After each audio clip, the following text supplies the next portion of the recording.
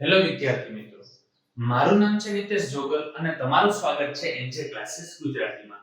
તો વિદ્યાર્થી મિત્રો, આજે આપણે જોવાનું છે ધોરણ 10 વિષય ગણિત અને તેનો ચેપ્ટર વાસ્તવિક સંખ્યાઓ. અને વાસ્તવિક સંખ્યાનો સ્વાધ્યાય 1.2 અને એનો દાખલા નંબર 2. તો જે દાખલા નંબર 2 છે એની અંદર મને એવું કીધું છે કે સાબિત કરો કે 3 2 વર્ગમૂળમાં 5 એ અસમય છે. તે અસમય સંખ્યા છે એવું સાબિત કરવાનું છે. આની પહેલાના દાખલાની અંદર પણ આવી વસ્તુ આપણે સાબિત કરી છે. તો આવું જ્યારે પણ સાબિત કરવાનું આવે ત્યારે સૌપ્રથમ આપણે એવું કહેવું પડે કે જે સંખ્યા છે એ કેવી ધારવાની છે એના કરતા ઉલટી, એટલે કે સમય સંખ્યા છે. એટલે પહેલી આપણે ધારણા કરશું, ધારો કે 3 2 વર્ગમૂળમાં 5 એ સમય છે. તેથી તેને a ના છેદમાં b સ્વરૂપે દર્શાવી શકાય. જ્યાં તમને ખબર છે કે a અને b શું છે? અવિભાજ્ય સંખ્યાઓ છે. તો એનો મતલબ જો a ના છેદમાં b સ્વરૂપે દર્શાવી શકાય એટલે આમ લખી શકીએ 3 2 વર્ગમૂળમાં 5 બરાબર a ના છેદમાં b. કે આ સ્વરૂપે આપણે દર્શાવી શકીએ. હવે જો બાકીનો સાદુરૂપ આપી હવે આપણે શું કરવાનું છે? વર્ગમૂળમાં 5 છે ને એને સૂત્રાંત કરતા બનાવવાનું છે. તો બાકીના જેટલા પદ છે ને એને બરાબર ને આ બાજુ લેતા આવશું. તો સૌપ્રથમ જે 3 છે એને બરાબર ને આ બાજુ લેવી, તો અહીંયા પ્લસ એટલે આ બાજુ આવે તો માઈનસ, એટલે આવું થશે 2 વર્ગમૂળમાં 5 બરાબર a ના છેદમાં b માઈનસ કેટલા આવે છે? 3. હવે જો આનું સાદુરૂપ આપી તો તમને ખબર છે કે અહીંયા છેદમાં કંઈ ના હોય તો શું હોય? 1. હવે આનો ચોકડી ગુણાકાર કરો તો 1 નો ગુણાકાર અહીંયા કરો એટલે એમને એમ જ રહે. એટલે આનો ગુણાકાર અહીંયા કરવાનો થાય. એટલે અહીંયા જો b નો ગુણાકાર કરીએ એટલે આવું થશે 2 વર્ગમૂળમાં 5 બરાબર a માઈનસ 3 અને b નો ગુણાકાર અહીંયા થઈ જાય છેદમાં e પદનો 2 નો ગુણાકાર અને b સાથે કોઈનો પણ ગુણાકાર થશે. 1 નો ગુણાકાર ગમે સાથે થાય એની સંખ્યા જ રહેવાની છે. હવે જો 2 આ બાજુ કેવા છે? ગુણાકારમાં છે. હમણાં આવશે તો ભાગાકારમાં, એટલે કે આવું આવશે 5 વર્ગમૂળમાં 5 બરાબર a માઈનસ 3b ના છેદમાં 2 વખત b. બરાબર. આને હું કહી દઉં છું સમીકરણ 1, અથવા તો કંઈ પણ સમીકરણ ન કહ્યો તો પણ ચાલે. તો અહીંયા જો આપણે જોઈએ તો અહીંયા આપણે એક વસ્તુ કહી શકીએ, આપણે ખબર જ છે આની પહેલાના દાખલાની અંદર જ સાબિત કર્યું છે વર્ગમૂળમાં 5 એક એવી સંખ્યા છે, અસમય સંખ્યા છે. એટલે આપણે અહીંયા લખશું આ જા છે કે એટલે એનો મતલબ થાય આપણે જાણીએ છીએ કે વર્ગમૂળમાં 5 એ અસમય છે. તો વર્ગમૂળમાં 5 જો અસમય છે તો એની સામે જે સંખ્યા આવતી હશે, આ જે સંખ્યા છે એ કેવી થશે? અસમય જ થવાની છે. એટલા માટે ડાયરેક્ટ આપણે કહી શકીએ તેથી આપણી ધારણા ખોટી. માટે 3 2 વર્ગમૂળમાં 5 જે આપણે રકમ આપેલી છે 3 2 વર્ગમૂળમાં 5 એ કેવું છે? અસમય છે. બરાબર. તો બીજાની અંદર કંઈક આ પ્રકારનું આપણે જોવા મળે છે. તો ત્યારબાદ હવે આપણે દાખલા નંબર જોઈશું 3. તો દાખલા નંબર 3 ની અંદર મને એવું કીધું છે કે નીચે દર્શાવેલ સંખ્યા અસમય છે તેમ સાબિત કરો. તો દાખલા નંબર 3 અને એની અંદર જે આ આપ્યો છે એમાં મને એવું કીધું છે 1 ના છેદમાં વર્ગમૂળમાં 2. તો આ મારે સાબિત કરવાનું છે. તો આપણે સાબિત કરવાનું છે કે 1 ના છેદમાં વર્ગમૂળમાં 2 એ અસમય સંખ્યા છે. તો સૌપ્રથમ શું ધારવાનું છે કે એ કેવી સંખ્યા છે?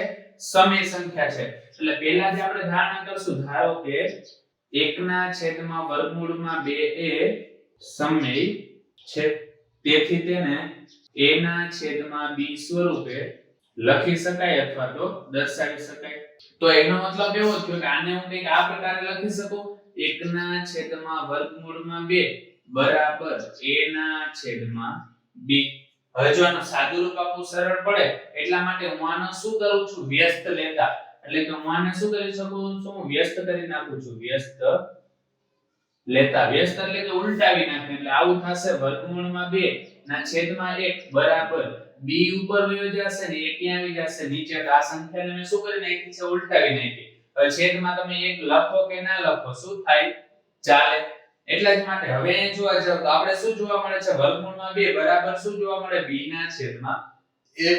પણ આપણે જોયું તો પ્રમેય કયો જોયું તો 1.3 એ પ્રમાણે આપણે ખબર છે કે વર્ગમૂળમાં 2 એ કેવી સંખ્યા છે અસમય સંખ્યા છે એટલા માટે આપણે અહીં લખશું કે વર્ગમૂળમાં 2 પ્રમેય 1.3 મુજબ વર્ગમૂળમાં 2 એ અસમય સંખ્યા છે જો વર્ગમૂળમાં 2 એ અસમય સંખ્યા હોય તો એનો મતલબ કે તો આપણી ધારણા ખોટી તેથી કેમ કે અહીંયા વિરોધાભાસ જ ઉત્પન્ન થાય જે આપણે ધાર્યું હતું એના કરતા વિરુદ્ધ જ સંખ્યા જોવા મળે એટલે વિરોધાભાસ ઉત્પન્ન થાય છે એટલા માટે આપણે કહી શકીએ કે આપણી ધારણા ખોટી તેથી વર્ગમૂળમાં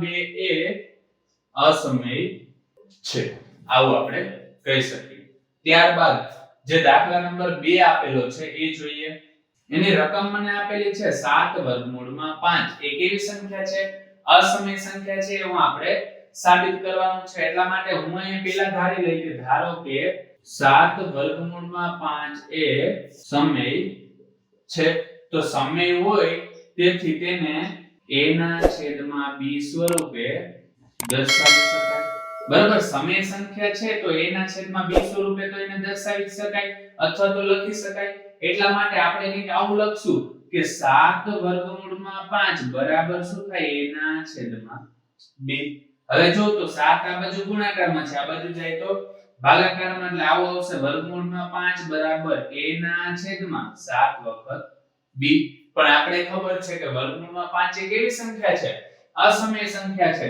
એટલે આપણે અહીંયા લખશું કે આપણે જાણીએ છીએ કે એટલે કે આજા છે કે વર્ગમૂળમાં 5 એ અસમય સંખ્યા છે તો એની સામેની બરાબર જે સંખ્યા થતી હશે એ કેવી થાય અસમય સંખ્યા છે આપણે જાણીએ છીએ કે વર્ગમૂળમાં 5 એ અસમય છે તેથી આપણી ધારણા ખોટી માટે જે આપણે આપેલું હતું શું આપેલું હતું 7 વર્ગમૂળમાં 5 એ અસમય છે આ જે વસ્તુ મને સાબિત કરવાની હતી એ તો થઈ ગઈ ત્યારબાદ હવે આપણે જોઈએ ટ્રિપલ આઈ જેની રકમ મને આપી છે 6 પ્લસ વર્ગમૂળમાં 2 એ કેવી સંખ્યા છે અસમય સંખ્યા છે એવું મારે સાબિત કરવાનું છે તો એના માટે આપણે શું ધારણા કરશું કે ધારો કે 6 પ્લસ વર્ગમૂળમાં 2 એ સમય છે તેથી તેને a ના છેદમાં b સ્વરૂપે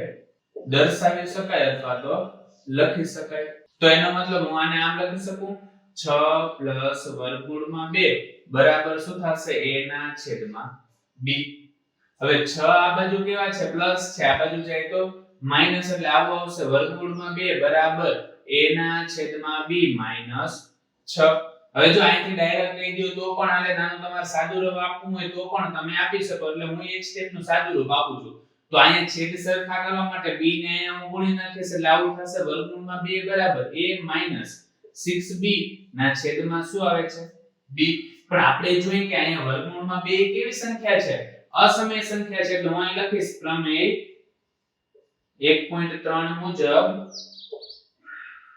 વર્ગમૂળમાં 2 એ કેવી સંખ્યા છે અસમય સંખ્યા છે અસમય છે તેથી વિરોધાભાસ ઉત્પન્ન થાય છે એટલે આપણે કહી શકીએ તેથી